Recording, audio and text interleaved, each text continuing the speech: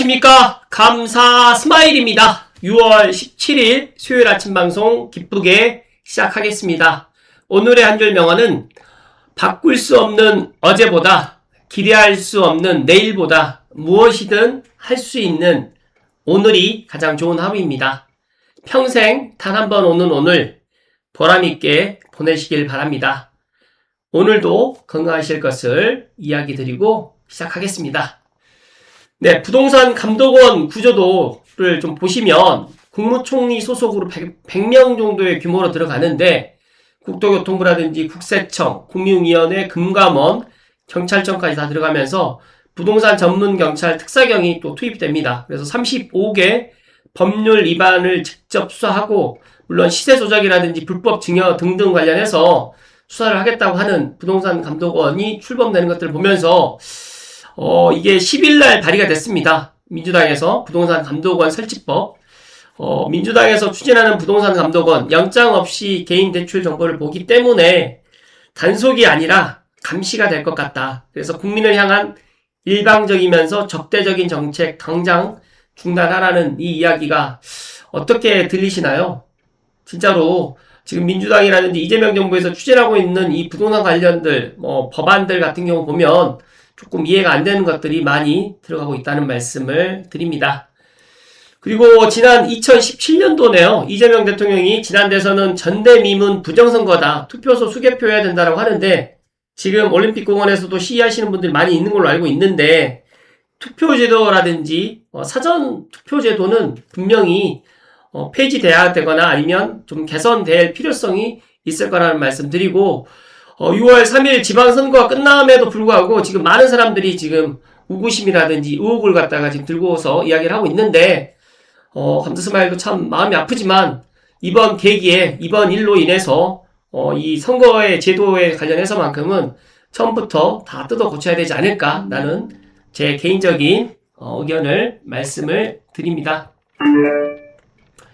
네, 서울시 주택공급 확대 10대 법령 개정안이 15일날 서울시 보도자료로 나왔는데 정비사업 미주비 대출 규제 완화라든지 LTV는 70%까지 허용, 그리고 조합원 지위양도 제한을 완화 좀 해달라, 그리고 용적률 상향 및 임대주택 의무 비율도 좀 완화해달라, 조합 설립인가 동의율도 완화해달라고 해서 10대 법령 개정안을 건의를 했어요. 오세훈 서울시장이.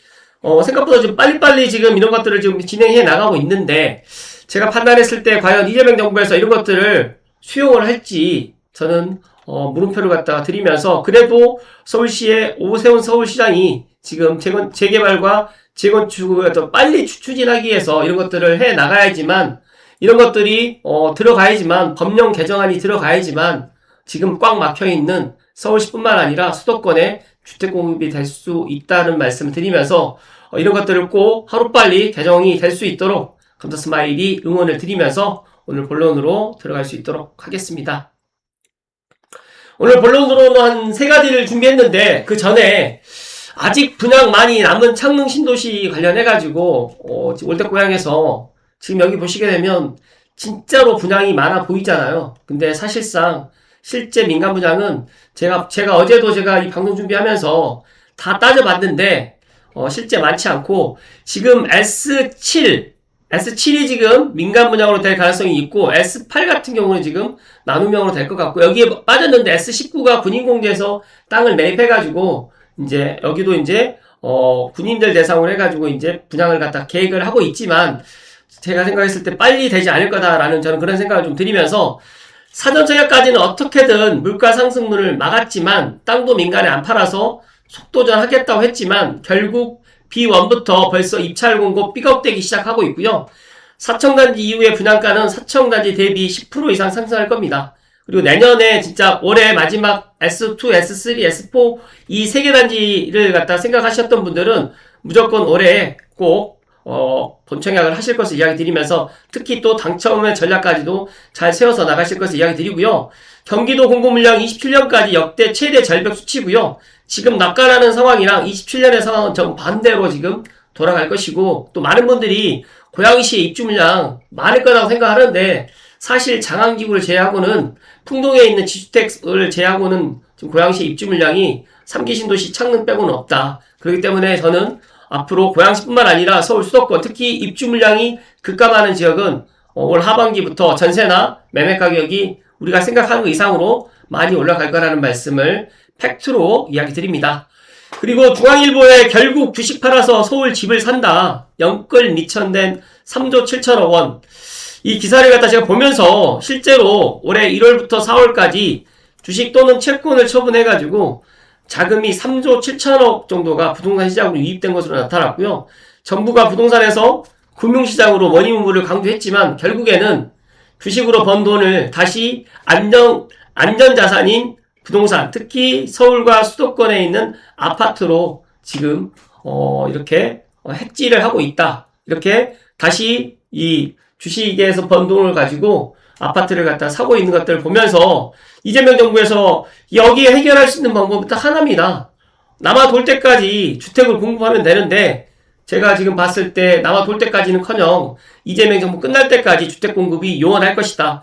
다행스러운 거는 미국과 이란 전쟁이 지금 종전이 합의로 지금 들어갔기 때문에 그나마 다행이긴 하지만 그래도 한번 올라갔던 유가가 빨리 내려오기는 쉽지 않을 것 같고 특히 건축비라든지 또 우리 원달러 환율도 지금 1,500원 밑으로 내려오지 않다 보니까 여러 가지로 모든 자재를 갖다 수입해서 지금 저희가 지금 아파트를 갖다 짓고 있기 때문에 아파트 건축비라든지 분양 가격은 내려가지 않을 거라는 말씀 드리면서 각자가 생각을 하시겠지만 나는 5년 동안 아니야 나는 10년 동안 그냥 내 집 마련 생각 없이 그냥 임대 아파트 살고 전세나 월세를 살아야겠다 생각하신 분들께는 뭐 제 이야기가 와닿지 않겠지만 그래도 나는 5년 전에 앞으로 5년을 갖다 놓고 나는 하루라도 빨리 나는 내 집 마련을 해야겠다 생각하시는 분들은 종잣돈을 모으시고 그리고 청약 전략을 갖다 잘 짜셔가지고 꼭 내 집 마련을 갖다 포기하지 마실 것을 조언 드립니다. 그리고 오늘 본론으로 핵심으로 좀 이야기 드릴 얼티메이텀님의 좋은 인사이트가 있는데 서울 아파트 매물 6만 건이 붕괴됐다라는 이 이야기를 갖다 보면서 서울 아파트 시장이 조용히 확산장으로 들어서고 있습니다. 그래서 매물 6만 건이 붕괴됐던 이 이야기가 과연 시장에 어떤 반응을 갖다가 보여줄 수 있는지 한번 살펴드릴 수 있도록 하겠습니다. 일단 지금 아직까지 시장은 조용하다. 그리고 서울은 이제 들어갈 수 없다라고 생각하시는 분들 많이 계시겠지만 아닌 것 같습니다. 이번 주 핵심을 요약을 해드리면 상승 확산이 확인되었고 전세발 매매 전환 가능성이라든지 정책 리스크 그리고 공급 압력으로 상당히 지금 서울 아파트 시장이 거래량보다 매물과 전세가 먼저 움직이는 확산장 초입에 지금 들어서고 있습니다. 서울 아파트 핵심 지표를 살펴드리면 서울 전세 매물이 이번 주에 59,248건으로 해가지고 6만 건 이하로 지금 내려갔고 서울 전세 매물은 17,000건, 서울 월세 매물은 10,000건 정도밖에 없는데 제가 판단했을 때 다음 주부터 여기에 나와 있는 숫자들이 줄어드는지 늘어나는지 멈추는지가 지금 핵심이다는 말씀을 해주셨습니다. 그리고 KB라든지 한국부동산원 주간 상승률을 살펴봤더니 서울을 살펴보니까 KB라든지 부동산이 공통적으로 지금 상승을 갖다 지금 보이고 있고 특히 전세 상승률이 매매 상승률보다 지금 강한 지금 분위기입니다. 그래서 이건 단순한 전세 가격 상승이 아니라 실수요자가 전세로 버티는 전략을 유지하기 어려워지고 있다는 뜻입니다. 전세가 빠르게 오르면 세 가지 일이 생깁니다. 첫 번째로 임차인의 주거비 부담이 커지고 두 번째로 전세와 매매의 가격 차이가 줄어들게 되고 세 번째로는 일부 수요는 매수 전환을 고민하게 됩니다. 이 흐름이 누적되게 되면 매매 시장은 뒤늦게 반응을 하는데 그래서 우리가 지금 보아야 될 것은 전세 시장을 늘 먼저 보아야 된다는 말씀을 해주셨고 매물 해석을 갖다 살펴드리면 6만 건 아래로 내려간 서울 매매 매물이 진짜로 이게 중요한 포인트가 될 것이면 포인트가 된다는 말씀을 드리면서 지금 시장의 핵심은 매물이 없다가 아니라 더 정확히 말하면 팔만한 매물이 줄어들고 있는 상황입니다. 금매가 먼저 사라지고 있고 그 다음에는 적정가 매물이 사라지고 있는데 마지막에는 지금 호가 높은 매물만 남게 되고 이때 거래량만 보게 되면 시장이 식은 것처럼 보이지만 실제로는 살만한 물건이 줄어서 거래가 줄어드는 경우도 상당히 많이 있습니다. 감사스마일이 근무하고 있는 덕양구에 있는 창천벨트에 있는 아파트도 지금 매물수가 많이 줄어들었는데 매물수가 줄어든 것이 아니라 노엘동 노엘층 매물이 진짜로 많이 줄었습니다. 그러다 보니까 이런 것들을 모르시는 분들은 오셨다가 많이 실망을 하고 가시더라고요. 그래서 지금은 거래량보다 매물의 질과 속도를 먼저 봐야 되고 이번 주는 확정값보다 신고 지연을 갖다가 보아야 된다. 그래서 이번 주는 거래량보다 매물과 전세가 더 중요한 구간이고 거래량은 후행해서 지금 확인할 수밖에 없기 때문에 매물이 먼저 움직인다는 이 사실 꼭 기억하셔야 되고 전세라든지 월세, 임대차 해석을 갖다 좀 이야기를 좀 드리면 임대차 선택지도 지금 줄고 있습니다. 더 비싼 전세를 지금 받아들일 수밖에 없고 월세 부담을 감수할 수밖에 없고 매수를 검토할 수밖에 없는데 지금 대출이 끊기기 전에 지금이라도 지금 주택담보대출 금리가 지금 낮지 않거든요. 또 금리 인상도 지금 계획돼 있다고는 하지만 DSR을 갖다 더 줄이거나 또 대출이 또 안 나올 수 있을 것 같으니까 미리 선제적으로 움직이시는 분들이 상당히 많이 있다는 말씀 드리면서 두 통계가 지금 같은 방향을 가리키는데 이번 주 서울 매매 상승률이 KB라든지 한국부동산 공이 지금 0.22, 0.27, 0.30 이렇게 올라가는 것으로 지금 분석을 하고 있습니다.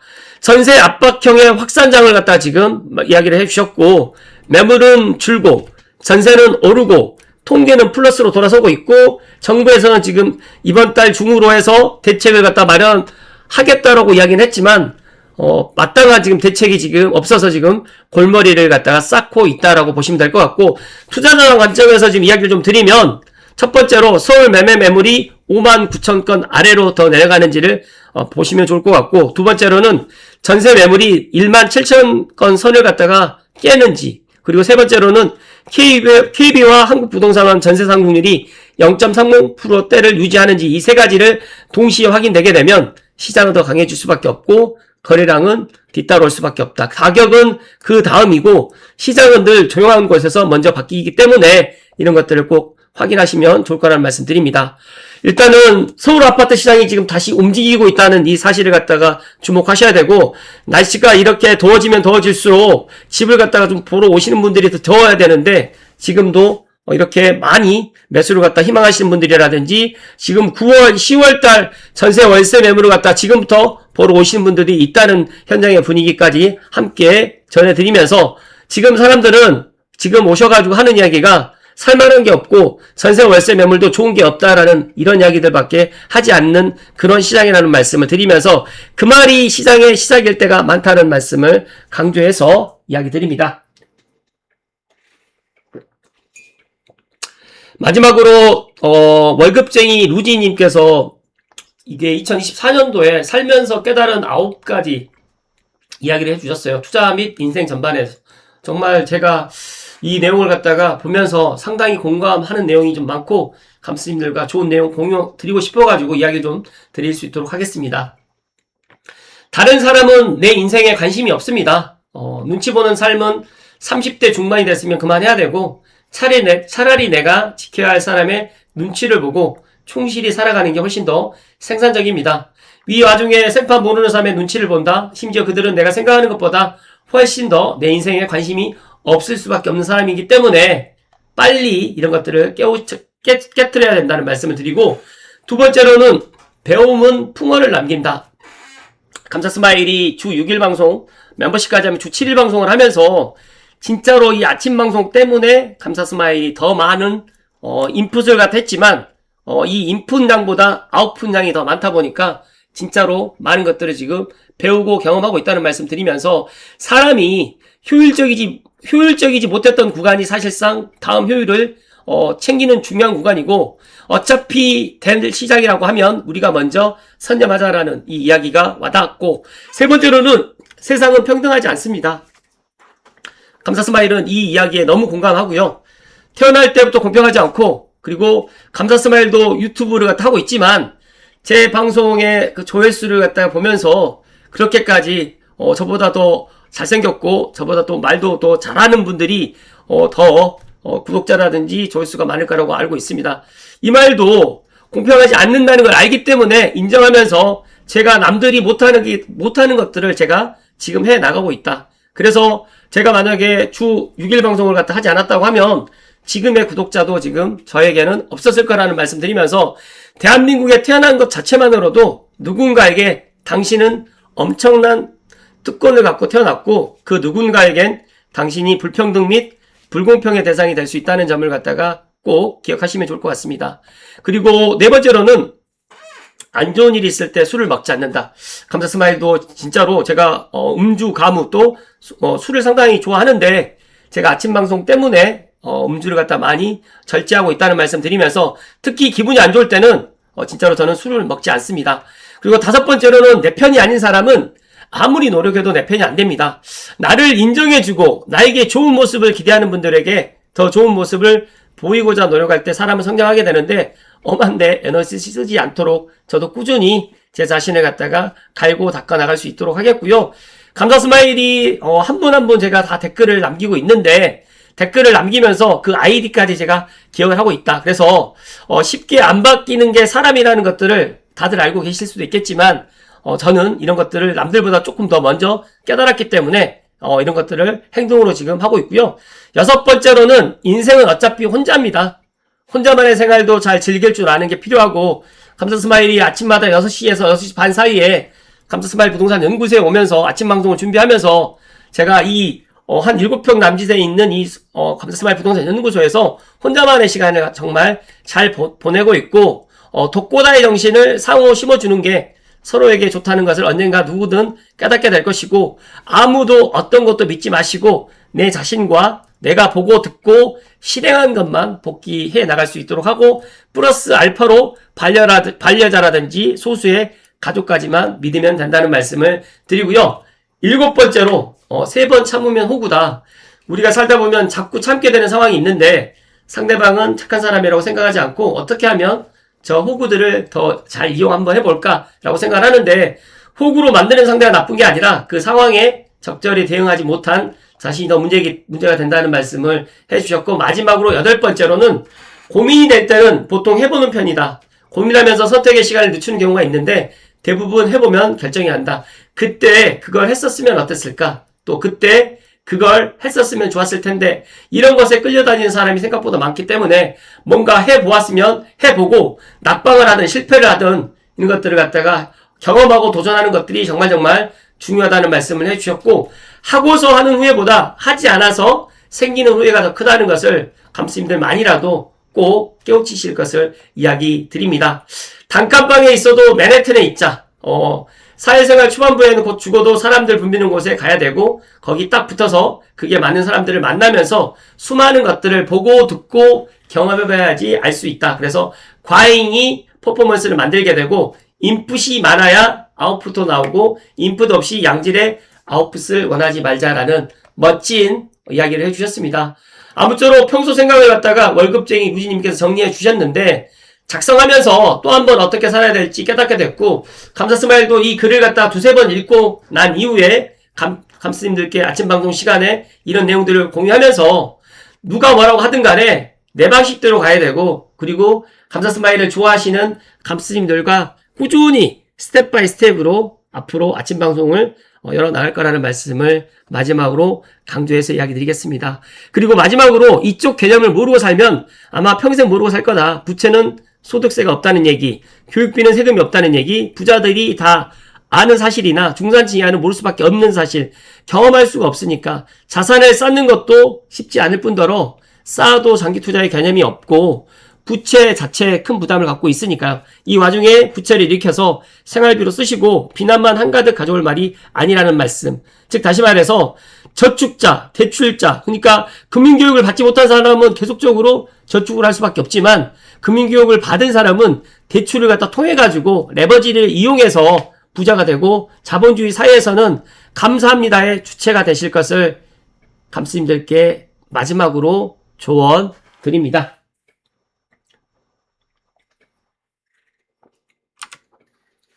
감사 스마일 생각은 그렇습니다. 결국 주식 팔아가지고 지금 서울 집 사고 있고요. 많은 사람들이 이재명 정부 출범하기 전까지만 해도 아파트 가격이 내려갈 것이고 안정적으로 갈 것이고 전세나 월세를 많이 공급할 거다라고 생각했지만 1년이 지나서 지금 이재명 정부의 이야기에 정반대로 집값은 너무 많이 올라가고 있고 시중에 전세나 월세 매물은 더욱더 급감하고 있고 또 내가 원하는 전세 금액은 더 많이 올라가고 있는 이런 상황들을 보면서 정말 감사 스마일이 가슴이 아픕니다. 제가 1년 전에 제 이야기를 듣고 행동하셨던 분들은 지금 제 방송을 좀 편안한 마음으로 시청하고 계실 텐데 그러지 않으신 분들은 제 방송이 좀 불편하실 수 있을 거라고 저는 생각합니다. 하지만 제가 방송 후반부에 이야기 드렸던 살면서 깨달은 이 9가지 이 월급쟁이 루지님께서 이야기했던 것 중에 저는 진짜 다른 사람은 내 인생에 관심이 1도 없습니다. 그래서 감사 스마일도 제가 이 아침 방송을 갖다가 언제까지 할지는 모르겠지만 제가 이 영상 조회수로 해가지고 제가 부자 되려고 하는 게 아니라 엄밀히 따지게 되면 저의 그런 루틴 그리고 감사 스마일이라는 이 브랜드를 갖다가 더 많은 사람들에게 꾸준히 스텝 바이 스텝에서 언젠가는 진짜 시간이 더 많이 흐르겠죠. 10만 명이 되고 100만 명이 되는 그 순간을 갖다가 저는 묵묵히 제 길을 갈 거라는 말씀 드리고 어제 제가 이야기 드렸던 고양시 덕양구를 갖다가 작년까지만 해도 그렇게 쳐다보지 않았는데 올 상반기 6월 달부터는 진짜 제가 봐도 매물도 없고 진짜 좋은 매물들은 이미 다 팔렸고 또 매도인들도 팔지 않는 것들을 보면서 진짜 기회가 항상 오는 것은 아니다. 그렇기 때문에 부디 감스님들만이라도 내 기회가 왔을 때 그 기회를 잡을 수 있는 그런 현명한 사람들이 되기를 감사 스마일이 마지막으로 응원하고 조언 드립니다. 고맙습니다.